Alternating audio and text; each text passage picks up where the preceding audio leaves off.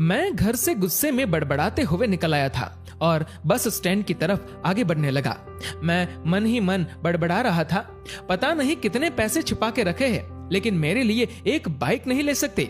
अब मैं यहाँ से चला जाऊंगा और तब तक वापस नहीं आऊंगा जब तक मैं खुद के पैसों से बाइक नहीं खरीद लेता। इतना सोच ही रहा था, तभी मेरे पैर में मुझे कुछ चुभने का एहसास हुआ। नीचे देखा तो समझ आया कि जल्दबाजी में पापा के जूते पहन आया हूँ। उन जूतों में कील उभरी हुई थी जो मेरे पैर में बार बार घाव किए जा रही थी, लेकिन उस समय गुस्सा अधिक था तो मैं बड़बड़ाते हुए आगे बढ़ गया। अचानक मुझे याद आया कि मैं पापा का पर्स भी साथ ले आया हूँ। मेरे खुराफाती दिमाग में ख्याल आया, क्यों ना आज पापा का पर्स चेक किया जाए, जिसे आज तक उन्होंने किसी को हाथ तक नहीं लगाने दिया था। पता नहीं कौन सा खजाना छुपा है इस पर्स में जो किसी को हाथ नहीं लगाने देते थे। जब मैंने पापा का वह पुराना पर्स खोल कर देखा तो उसमें पैसे तो नहीं मिले, लेकिन पैसों की जगह पर एक डायरी रखी हुई थी। तब मैंने सोचा, ओह, तो यहाँ खजाना छुपा रखा है। मैं समझ रहा था कि यहाँ पापा ने लिखा होगा कि किससे कितने पैसे लेने हैं और किसको कितने पैसे दिए हैं, लेकिन मैं गलत था। जब मैंने उस छोटी सी डायरी का पहला पेज खोल कर देखा तो वहां पर जो लिखा था वह थोड़ा सीरियस कर देने वाला था। डायरी में जो लिखा था उसे पढ़ने के बाद मेरे चेहरे की उत्सुकता गायब हो चुकी थी, क्योंकि डायरी में वैसा कुछ नहीं था जैसा मैं सोच रहा था। वहां पर उन पैसों का हिसाब लिखा हुआ था जो अलग अलग कामों के लिए अलग अलग लोगों से उधार लिए गए थे। उस लिस्ट में कंप्यूटर के नाम पर भी पैसे लिए गए थे। कुछ यूं लिखा था, 50,000 बेटे के कंप्यूटर के लिए।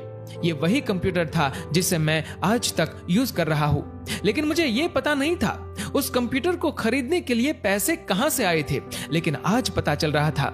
मुझे आज भी याद है जब मैंने पहली बार कैमरे के लिए जिद की थी, जो मेरे पापा ने मुझे 2 हफ्ते बाद मेरे बर्थडे पर ला कर दिया था, जिसे देखकर मैं बहुत खुश हुआ था। और मुझे खुश देखकर मुझसे कहीं ज्यादा अगर कोई खुश था तो वह थे पापा। अब मेरे चेहरे से गुस्सा एकदम गायब हो चुका था। जब मैंने आगे का पन्ना पलटा तो वहां पर कुछ इच्छाएं लिखी हुई थी। पहली जो इच्छा थी वो थी अच्छे जूते पहनना। ये बात मेरी कुछ समझ नहीं आई। तभी मेरा पांव अचानक सड़क पर भरे हुए पानी पर जा पड़ा और तभी मेरे पांव में कुछ गीलेपन का एहसास हुआ। जब मैंने जूता उतार कर देखा तो उसका तला टूटा हुआ था। ये देखकर मुझे डायरी में लिखी बात याद आ गई। तभी मुझे माँ पापा की कही बातें भी याद आ रही थी कि कैसे माँ जब कहा करती थी पापा से, अब तो जूते पुराने हो गए, नए ले लीजिए, तो पापा अक्सर ये कहकर टाल दिया करते थे, जूते अभी और चलेंगे, अभी कुछ दिन पहले तो लिए थे। मुझे आज समझ आ रहा था कि कितने दिन और चलेंगे। साथ ही साथ ये भी समझ आ रहा था कि पापा पर्स को क्यों छुपा कर रखते थे। तभी उस डायरी को पढ़ते हुए बस स्टैंड पर पड़ी बेंच पर आकर बैठ गया। अब उस डायरी का आखिरी पन्ना बचा हुआ था। उस पन्ने को जब मैंने पलट कर देखा तो वहां कल की तारीख लिखी हुई थी।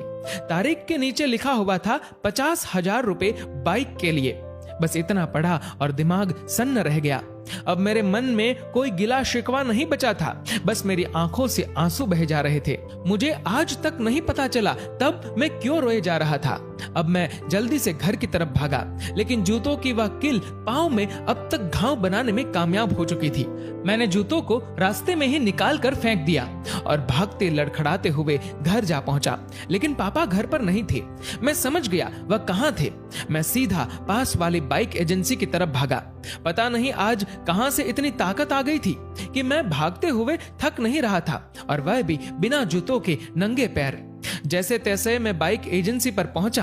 पापा वहीं थे। मैंने पापा को दौड़कर गले लगा लिया और मेरी आंखों से आंसू रुकने का नाम ही नहीं ले रहे थे।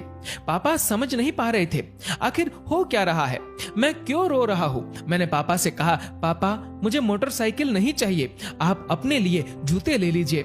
अब आज से मैं जो भी करूंगा अपनी मेहनत से अपने बलबूते पर पढ़कर करूंगा। दोस्तों, मैं आज आपसे कहना चाहूंगा, ठीक ऐसे ही होते हैं हमारे पिता। हम अक्सर देखते हैं कि हम अपनी माँ से हर बात शेयर करते हैं और माँ भी इसके बदले में हमें बहुत प्यार देती है। लेकिन एक शख्स ऐसा भी होता है जो हमें छुपकर प्यार करता है, वह होते हैं हमारे पिता। यह परिवार में एकमात्र ऐसा व्यक्ति होता है जो अपने बच्चों से उन्हें बिना जताए छिपकर प्यार करता है, खुद की इच्छाओं को मारकर बच्चों के लिए सपने देखता है और उनकी खुशी में ही खुश हो जाता है।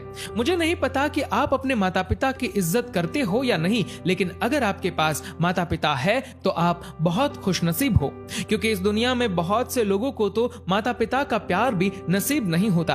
अंत में मैं यही कहना चाहूंगा कि माता पिता की भावनाओं का सम्मान करें।